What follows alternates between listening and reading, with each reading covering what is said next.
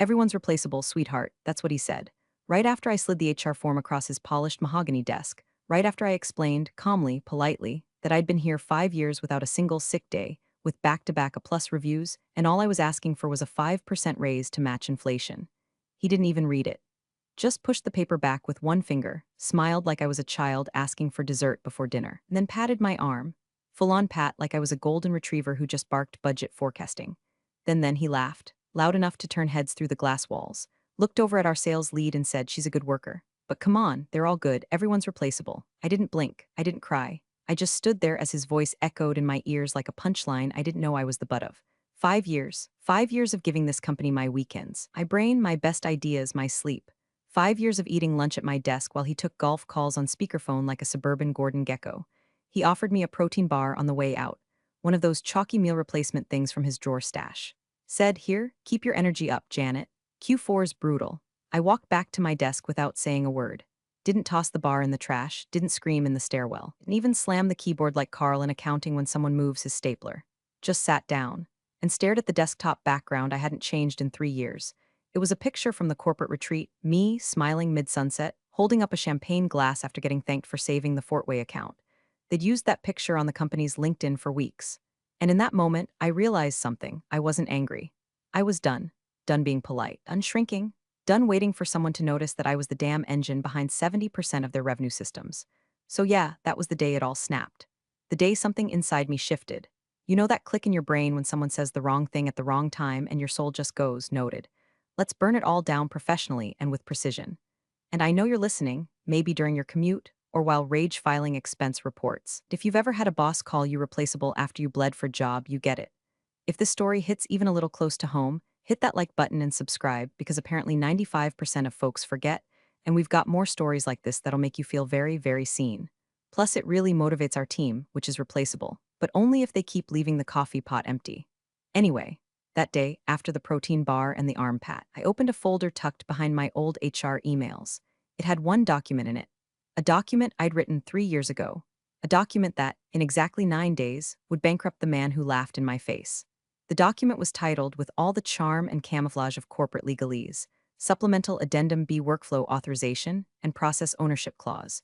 You'd think it governed copier usage or vacation rollover with a name like that. That was the point. 3 years ago, back when the company was hemorrhaging clients faster than the breakroom fridge leaked water, I had pitched a new process, one I built from the ground up, designed to streamline data intake, reporting, and compliance in a way that made audits laughably easy and turned every other department into accidental fans of ops. I called it Janet Flow, half joking, until it stuck.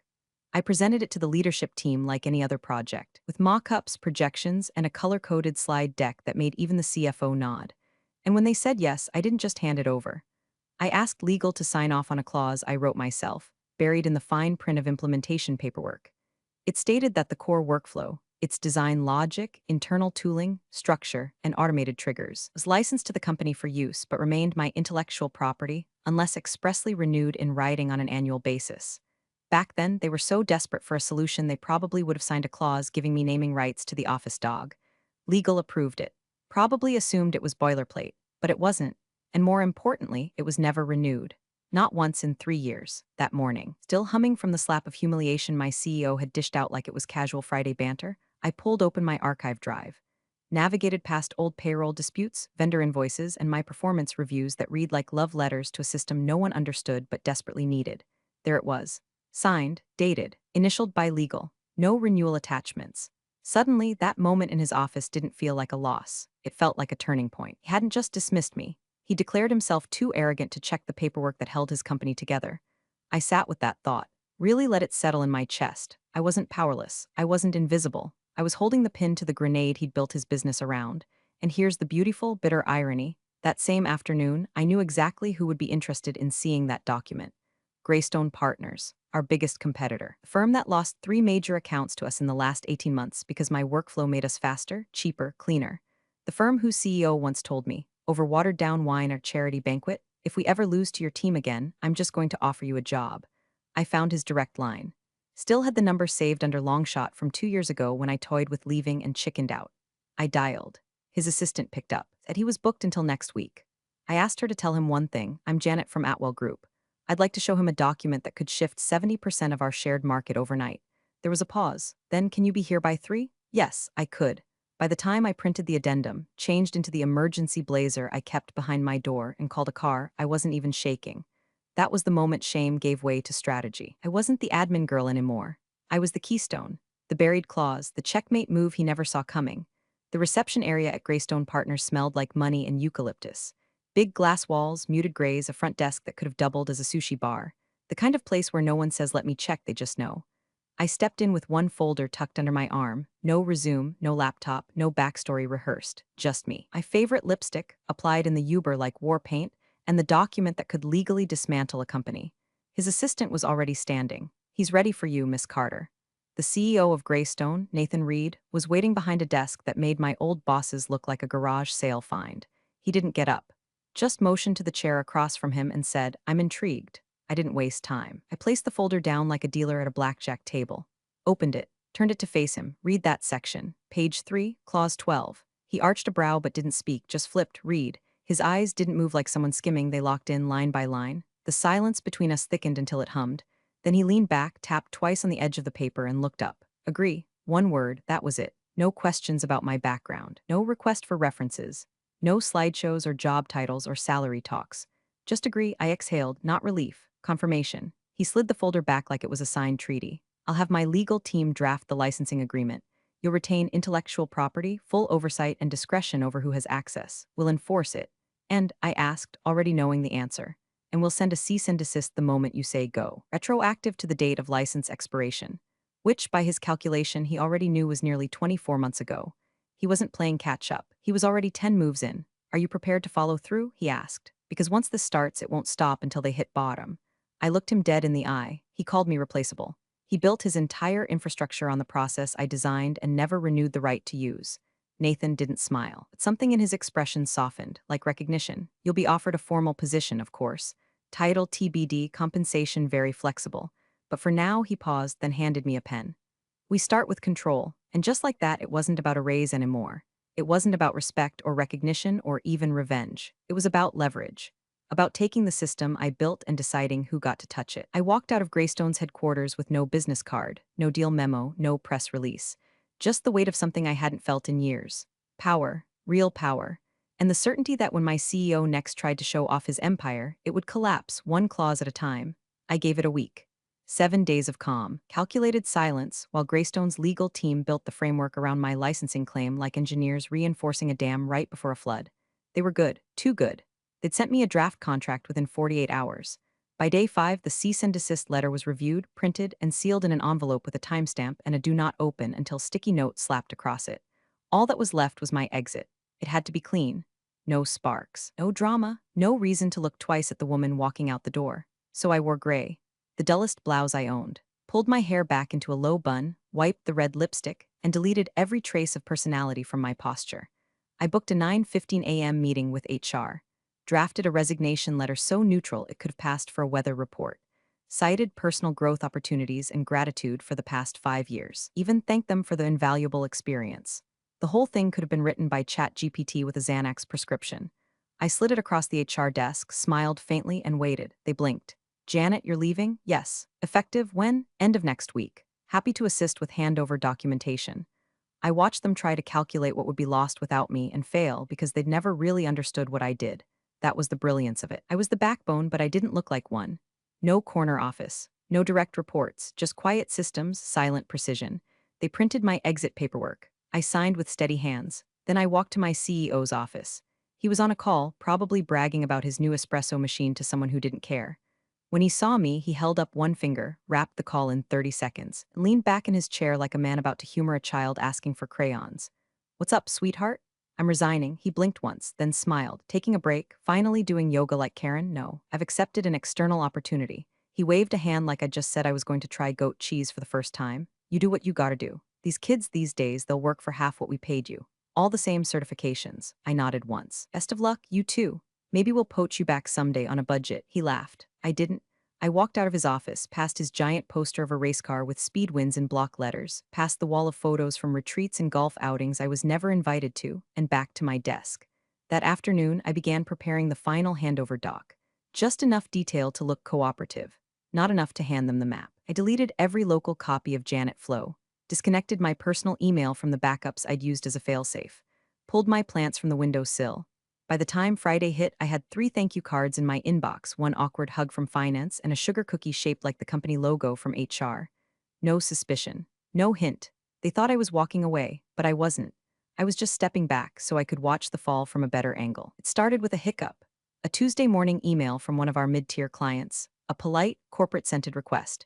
Can you please provide the updated licensing confirmation for your workflow engine? Our procurement team is flagging a renewal discrepancy. That was the phrase that cracked the first tile. Renewal discrepancy. I read it from my phone while sipping coffee on the balcony of my new temporary apartment, which I'd rented under a different name just in case things got loud later. I didn't respond. I didn't forward it. I didn't even screenshot it. I just smiled and took another sip. By noon, 2 more messages trickled into my personal inbox. One from a former colleague in sales, subject line, Janet, quick query, workflow license, and another from the compliance officer, Robert, who had always seemed like the only person in the building who read more than his own email signature. Hey, hope you're well. Weird question, but do you happen to have a copy of the licensing doc for your system? Legal can't seem to locate the renewal. I figured maybe you filed it somewhere I don't have access to. No rush, just let me know. I stared at that one for a while, not because I was tempted to reply, but because I knew Robert. Robert didn't get spooked easily. If he was emailing me directly, skipping the new ops lead and pinging a former employee off record, it meant the ground was already shifting. By day 3, I was getting text messages. Hey Janet, sorry to bother you, but did you ever finalize the Q1 license? And do you remember if you were CC'd on the renewal email for Fort Way's contract? They're stalling payment. And my favorite from Carl in accounting, who always spoke like he was about to flee to Mexico. Did you encrypt something before you left? Because our auto-reporting system is outputting PDFs with headers in Spanish. They still had no idea what was happening. And at the helm of the ship, my old CEO, Captain Arrogance himself, still smiling, still brushing it off in meetings as a transition hiccup, telling staff that I was just admin-level support who made forms look pretty. He said that out loud, in front of people. Someone even posted it on Slack. And yet behind the scenes, I could feel the pressure building. One of our oldest clients, Bartwell Financial, froze their weekly data pull and refused to process invoices until they had licensing clarity. Another emailed Greystone, CCing my former CEO, to ask if the platform we'd built was compliant with ownership terms under industry code 74-9B. That wasn't random. That was coordinated. Greystone had begun whispering. I hadn't asked them to. I didn't need to. All I'd done was let them know which clients used my system and when their current license technically expired. Everything else, gravity. No cease and desist had been sent yet, not officially. This was just the rumble, the pre-quake shudder in the floorboards. But inside Atwell Group, they were scrambling, quietly, clumsily, blindly, trying to find files that didn't exist, renewal emails that were never written. As for me, I muted every thread and waited for the crack to split straight through the lobby. The official letter arrived on a Thursday, stamped, signed, delivered by courier. It was from Montrose Capital, the kind of client you don't just lose, the kind you bleed for. Legacy account, massive volume, the name we'd all whispered with reverence during onboarding like it belonged in a hymn. The letter was addressed to the CEO directly. 1. Fluff, just corporate doom phrased as politely as possible. Licensing validation required for all workflow systems currently in use. Deadline, 72 hours. Failure to provide proof of ownership or active license agreement will result in immediate contract suspension. In other words, show us the receipts or we cut the wire. They didn't even mention me by name, but they didn't have to. The moment the phrase workflow system landed on the conference table, I became the phantom in every room. I got the call within an hour, then a follow-up email, then a LinkedIn message. Janet, we'd appreciate your help clarifying a few documentation gaps. Janet, we believe you may have a version of the original license on file. Janet, we'd love to schedule a call to reconnect. No, no, and no. I didn't answer. I didn't blink. I just watched the wheels spin off the clown car. Inside Atwell Group, chaos bloomed like mold in summer heat. They pulled every archived folder, searched every shared drive, Dropbox, Google Doc, and paper file in the admin closet no one touched since Janine retired. And then they found it. The clause, Clause 12, page 3. Licensing of proprietary workflow system is valid for 12 months from date of last renewal. Non-renewal results in expiration of license and immediate forfeiture of usage rights. Initialed by legal. Signed by me, dated 3 years back. No renewal, no escape hatch, and that's when the screaming started. My old CEO, Mr. Replaceable, was reportedly seen in the Monday strategy call red-faced, pacing, waving the document around like it was a snake. Blamed the legal team first. Then the ops lead. Then, for some reason, IT. They tried to argue it was an oversight, that surely I wouldn't enforce it. that it was symbolic. The head of legal shut that down in 5 words. It holds up in court. Montrose Capital didn't flinch. Fortway followed suit, then Argo Partners. 3 major clients all demanding license confirmation or immediate discontinuation of services. I was the license, and I was gone. They tried to pivot, tried to rebuild, tasked the junior ops analyst with creating a lightweight replica of the system. It crashed in test mode. Twice. Outputted gibberish and flagged the CFO's name in a fraud filter. They called again, this time from a different number. Janet, please, let's discuss options. You don't want to burn bridges. Funny. I didn't remember being offered that courtesy when I asked for 5%. The panic began to spread through the ranks. Someone forwarded me a screenshot from their Slack. Has anyone spoken to Janet? She didn't leave on bad terms, right? Did we renew with her? Guys, this is serious. If Montrose pulls out, Q4's gone. The rival CEO, Nathan, sent me a short message that day. Just a line, anytime you're ready. He meant the cease and desist, but I wasn't there yet, not yet. I wanted them to sweat. I wanted my old CEO to sit through meetings with sweat sliding down the back of his overpriced dress shirt while he explained, again and again, how the woman he called replaceable just took the company's spine with her. The spiral had begun, and I wasn't done turning. The first call came at 7:42 a.m. I was buttering toast. Blocked number, straight to voicemail. Janet, it's Richard. Just got your number from HR. Look, we've got a situation here. Some kind of misunderstanding around the licensing thing. Call me back when you get this, all right? Let's clear this up like professionals. I didn't respond. The second voicemail hit at 10:03 a.m., less calm. Okay, Janet, listen. Legal says there's this clause you wrote, and apparently it wasn't renewed. Look, I know you're smart, you're detailed, but I'm sure we can find a solution here. Let's not escalate this, yeah? I was doing yoga when that one landed, not because I'm a yoga person, because I like knowing I can hold a warrior pose while my former CEO spirals. By mid-afternoon, he'd left 4 more messages. The tone changed with each one. Voicemail 3, syrupy concern. You value your contributions. Really, we do. But this clause, honestly, it feels petty, Janet. This isn't you. Voicemail 4, cracked pride. You can't seriously intend to go through with this. Do you know what'll happen to the firm, to everyone who relied on you? Voicemail 5, panic. They're pulling out. Montrose is pulling out. That's 40% of Q3 projections gone. You need to get in touch right now. This is your responsibility too. Voicemail 6, begging. Janet, please, just talk to me. I'll sign whatever you want. Name your price. You want a promotion, your title, take mine. And then finally text, a single line, no punctuation, no greeting. Did you send this to Greystone? I stared at that one for a while. Just let it sit on the screen like a fly in the room. Then I opened my email, created a new message, addressed it to Nathan Reed's general counsel and the 2 attorneys managing my licensing transition. Attached 6 MP3 files. Subject line, voicemails, no body text, sent. There's something terrifyingly satisfying about realizing you no longer need to raise your voice, that you don't need to yell or justify or explain, that your silence alone creates meetings. They were collapsing now, not just because of the license, because their foundation had never been real.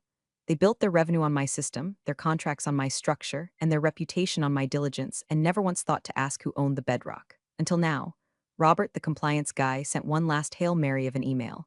Subject line, out of options, body. Janet, if you're still monitoring these, just know I tried. I pushed them to renew last year. No one listened. If there's anything you'll consider doing, anything to slow this train down, I'd urge you to do it now. I didn't reply. I was already packed for my trip to Boston, where Greystone's official signing would take place. I booked a window seat. Sometimes you want to see things fall from 30,000 feet. The boardroom at Atwell Group had never seen that many suits in one place without a camera crew or catered shrimp. Emergency meeting, Friday morning, 8:00 a.m. sharp. The kind with a subject line so sterile it could double as an autopsy report. Urgent compliance review. Attendance mandatory. The CEO, Richard, was already seated when I arrived, sweating lightly in his collar, trying to play calm in front of a firing squad. Except this wasn't his meeting. It belonged to Montrose Capital. Their lead counsel had requested it, demanded it actually, after receiving no satisfactory evidence of license ownership and a long string of excuses dressed up as clarifications. So now they were here, along with their legal team, and 2 compliance auditors from Fortway, and 1 government rep, silent, stone-faced, observing everything like a man who'd been warned not to blink. And Nathan Reed, CEO of Greystone, leaned back in his chair like he'd rented the whole floor, his attorneys flanking him with leather briefcases and the smug composure of men who knew how the movie ended. I was the last to enter, not called by Richard, not summoned by the board. I was there because Montrose requested a representative from the originating licensee of the disputed system. That was me. I walked in without a bag, no laptop, just a slim folder, 1 sheet of paper inside, and the knowledge that I didn't need anything else. Richard blinked when he saw me. His jaw worked like it was trying to form words without breath. Janet, he managed. I'm not here for you, I said. I took the open seat at the far end of the table, opposite him. Someone from Montrose cleared their throat. Shall we begin? The next 40 minutes were everything I'd waited for. They walked through the timeline: date of initial licensing, date of expiration, lack of renewal, continued usage of proprietary architecture.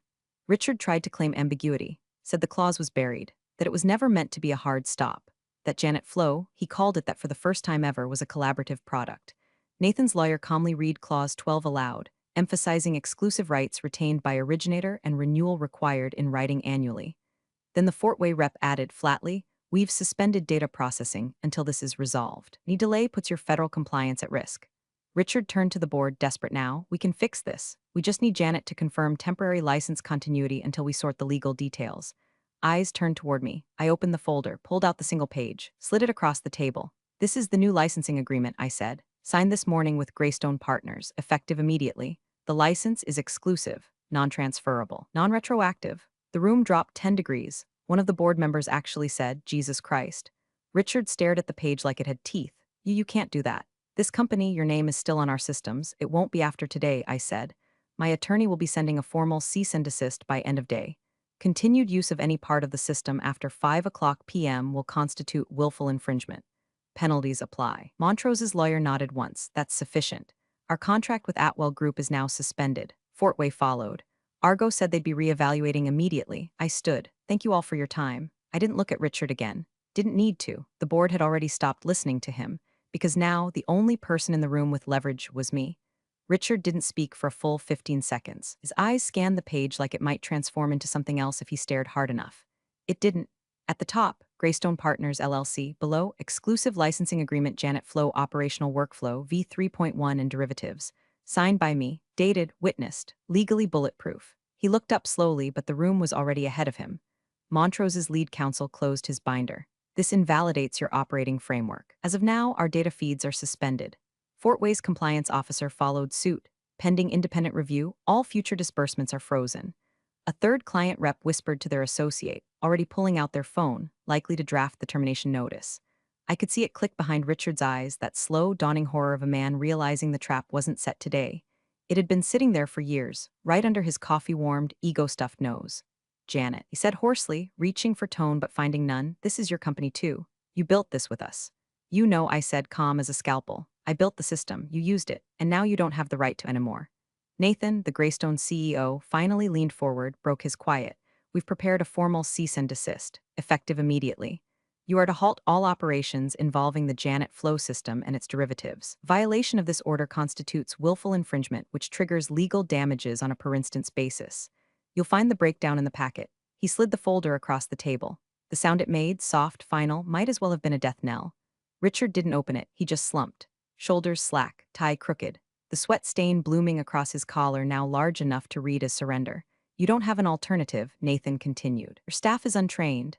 Your data pipeline is built entirely around our licensee's architecture. You can try rebuilding, but you won't meet compliance benchmarks for 6 months. You'll be bankrupt in 3. The silence in the room was a pressure drop. Everyone felt it. The moment where a company ceases to exist, not with fire, not with scandal, but with one missed signature. I gathered my folder, tucked it under my arm. Richard tried once more, voice barely above a whisper. "You could have told me." I paused. "I did," I said, "when I asked for 5%. I left the room without another word. The elevator ride down was quiet. I didn't smile, didn't cry, just breathed. Outside, a black car waited, courtesy of Greystone. By noon, I was stepping into their tower, greeted with a firm handshake, escorted up to the 28th floor. Nathan walked me into my new office, corner suite, glass walls, fresh paint, and a view that overlooked the husk of Atwell's headquarters 3 blocks away. He placed my new badge on the desk. "I hope you like espresso," he said. I nodded once. "Only if it's stronger than regret." He chuckled, then paused at the doorway. "You know," he said, hand on the frame, "I was there at that gala 3 years ago. Heard him call you replaceable during his speech." He looked back at me, "Not anymore." Then he shut the door. Big thanks for watching, you sneaky seniors. Subscribe to keep the coffee pot brewing revenge. Your ex-colleagues won't know what hit him.